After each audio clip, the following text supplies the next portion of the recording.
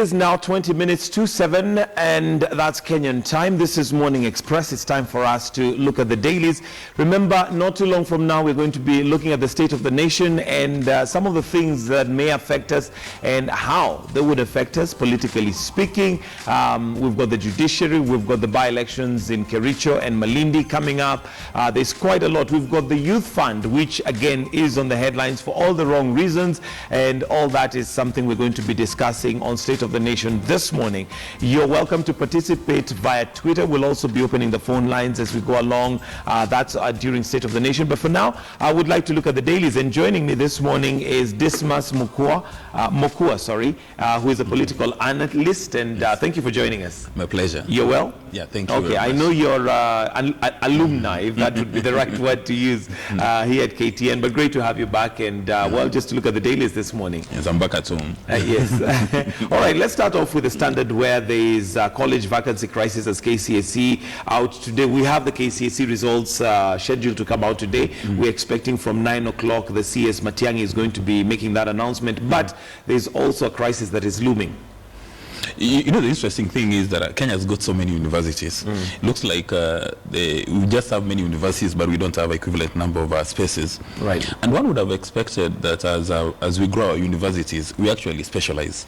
Like you would find in the West, say, when you have an institution like Strathmore Business School, right, they only specialize in business studies. Right. So they're able to invest and enjoy economies of scale. But unfortunately in Kenya, you would have the University of Nairobi offering all range of degrees. The same happens with KU and all others. So the universities are not able to give us quality graduates, and they seek on expanding instead of looking at giving us quality graduates. And I think that's the crisis we're experiencing today. And one hopes that Dr. Matiang'i, as they move forward and they want to restructure university education, they would encourage standalone universities. Like for instance, we would expect that maybe JKUAT, it's only for programs around food security. Moi University, maybe for programs around engineering. Right. Then that way, they're able to increase space. So when you are getting resources, you're not using the resources to create a new faculty. You're expanding what you have. And then on the same note, I think our university professors need to wake up. You know, majority of them really do not have the initiative to work with the private sector. Right. Like for instance, one would expect somebody like maybe Strathmore, the University of Nairobi, they would be having a conversation with private sector leaders like, say, Mr. Vimal Shah or Chris Kirubi, to assist them grow the universities, so that they don't have they don't need to enjoy, you know, benefits of not having resources. Right. But the reason they claim that they don't have enough space is they have to wait for people to pay, especially for the evening studies, and use that money for expansion. And I think that's our biggest challenge. And I guess also with the expansion of universities, what we have seen also happen is that they've become very commercial. We have many universities that are more driven by businessmen than educationists, such that now it's more, and we have that with primary schools. Remember, not too long ago, we had the controversy of whether private schools and public schools education is different, given that one is more run like a business, the other one is more giving education. Yeah, actually, in the majority of the universities, when you take a walk around the halls, they don't have student affairs. They have customer affairs or client affairs. Yeah. So for you, they look at you as a revenue stream. More often than not, they're not interested in giving you the quality education. Yeah. For them, they just want to be sure how many clients do we have? No, they don't have students anymore. And now they have clients. How many clients do you have anymore?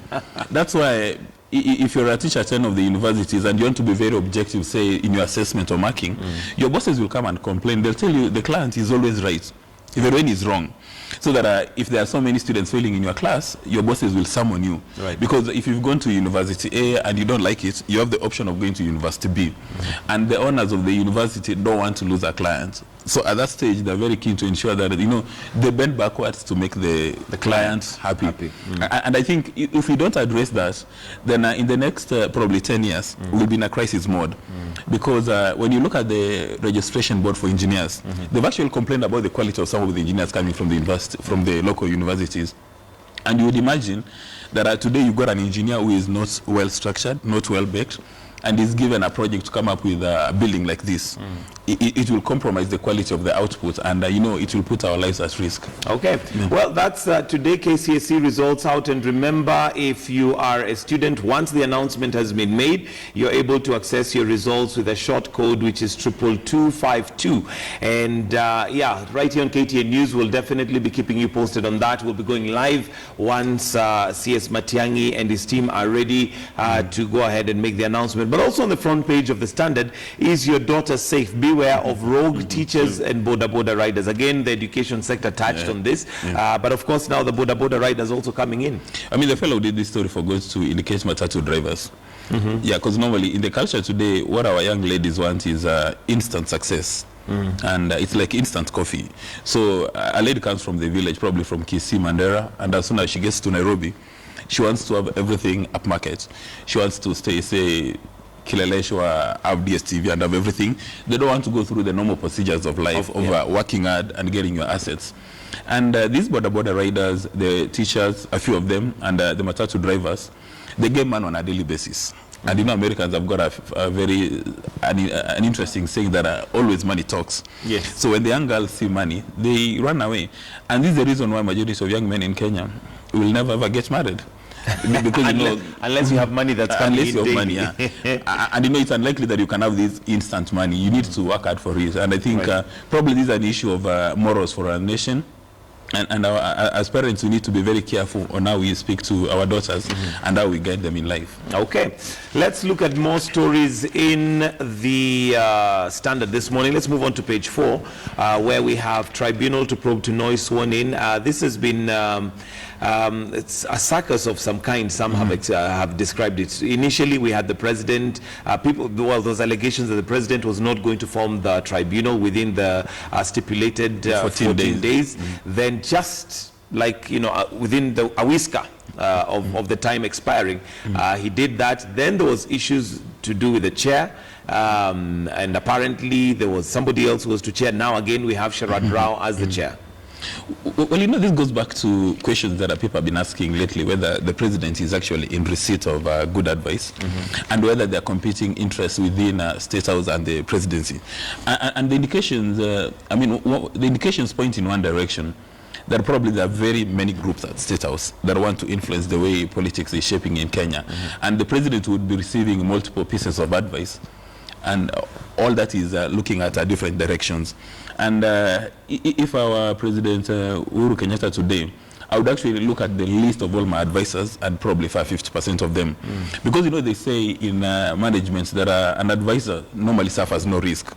Because you actually don't know who is advising the president. But at the end of the day, it's a President Kenyatta who has got an egg on the face.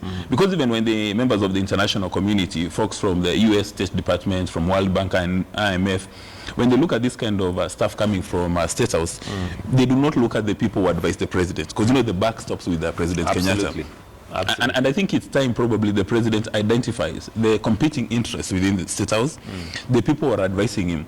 Are they giving the president advice to serve President Kenyatta's selfish interest? Or they're giving him advice? Yeah, so for me, I think this one needed a lot more thinking so that it's all about quality. And you know, this is what President Nyerere was discussing in Tanzania. He said that you'd rather have a few people in society with very solid quality education than having everybody with a substandard education, because then all of us are going to wallow in ignorance and then we'll not be able to make progress. Absolutely. Also on the front page of the Daily Nation, 2 held for trying to sneak a device into Uhuru GSU parade. This was a very risky move, but also I think a wake-up call in terms of how bad security can be, given that they actually got into the grounds. It's just that they were trying to get to, you know, areas where they would cause maximum damage. And you see now what's interesting about this, we are talking about the commander-in-chief, who was even in military fatigue. And this place is supposed to be very secure. This is a security installation. Yes. It's not, you're not going to Gikomba Market or any place where, you know, you can walk in and you can walk out. And looking at it from 2 perspectives, we are lucky as a nation that they were able to, you know, nip these in the bud. Right. Because you can imagine everybody responsible for Kenya's security was in this meeting. So had they succeeded in their ill mission, then, you know, the nation would be bleeding today. And the way you've said, this is really a wake-up call that we need to really enhance our security. And I'm glad that the president said he wants 10,000 additional cops who will assist us ensure that the nation is really very secure. But disaster would have happened here. This would have been very, very disastrous should they have succeeded in their mission. Moving on to page 3 and matters politics, but in the U.S. And, well, when Donald Trump, first of all, went and said he's going for president, everybody thought it was a laughable joke. Yes. But that joke seems to be turning into a serious affair. And it's interesting because Donald claims, or rather is an outsider, and he says running America is going to be about, cutting deals. He says he's the only man in America who knows how to cut a deal. But when you look at it deeper, the people who are now running the Republican Party, they are coalescing together to say we must stop this man from becoming our nominee. And then you begin to wonder, how does democracy work in America? Is it about the Republican Party to say this is the man we want, or is the Republican leadership or establishment to say no, we don't want this man? Maybe let's look for Marco Rubio or Ted Cruz. But it's very interesting, and I think this one should be a very good lesson for some Kenyans, that you don't need to be an MCA, an MP, or a governor for you to run for presidency. If you've made your money in a manner that you've not been seen around, maybe NYS or the Youth Fund, you have your own solid money, yes, then you can come and run a campaign and take charge of the nation. Because he says it's going to make America great again. And most people are appreciating his message. And maybe we need somebody in Kenya to say that I'm going to make Kenya great again, so that we stop running away from these governors or MCAs or MPs, that when they go to office, their only intention is to go and steal from Wanjiku. But this gentleman, when he is doing his campaigns, he's not even accepting donations. He's saying that I'm funding this campaign 100% on my own.